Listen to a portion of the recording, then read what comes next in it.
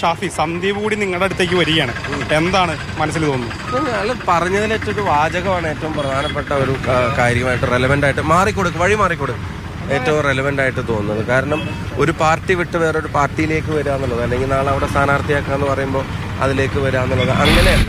അയാൾ പറയുന്നത് ഒരു വെറുപ്പിന്റെ ഫാക്ടറിയിൽ നിന്ന് സ്നേഹത്തിന്റെ കടയിലേക്ക് എന്നുള്ളതാണ്.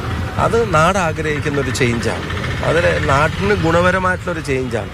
ഈ വിഭാഗീയ ആശയങ്ങളെ കോൺഗ്രസിന് എന്ത് കുറ്റം കുറവും നിങ്ങൾ ആക്ഷേപിച്ചാലും വിമർശിച്ചാലും കോൺഗ്രസ് ഒരിക്കലും ഒരു കമ്മ്യൂണൽ ഡിവിഷൻ ആഗ്രഹിക്കുന്ന ഒരു പാർട്ടിയല്ല. കോൺഗ്രസ് ഒരിക്കലും ഒരു തരത്തിലുള്ള വിഭാഗീയ വിഷവും നാട്ടിൽ കലർത്താൻ ആഗ്രഹിക്കുന്ന ഒരു പാർട്ടിയല്ല.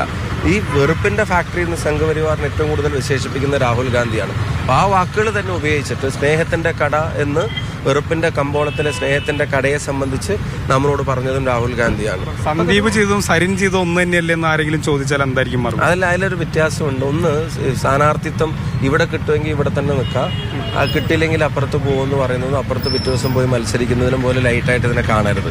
അതൊരു പാർട്ടി മാറ്റവും ഒരു അവസരം കിട്ടുമ്പോൾ അപ്പുറത്തേക്ക് പോകാന്നുള്ളതാണ്. ഇത് അയാൾ പറഞ്ഞത്, ഞാൻ കേരളത്തിൽ ഹിന്ദു മുസ്ലിമും ക്രിസ്ത്യാനിയും പരസ്പരം ഉപരോധം നടത്തി ജീവിക്കേണ്ടവരല്ല എന്ന് പറഞ്ഞതിന്റെ പേരിൽ വരെ പാർട്ടിക്കകത്ത് ഉപരോധം നേരിടേണ്ടി വന്നിരുന്ന ഒരാളാണെന്നുള്ളതാണ്.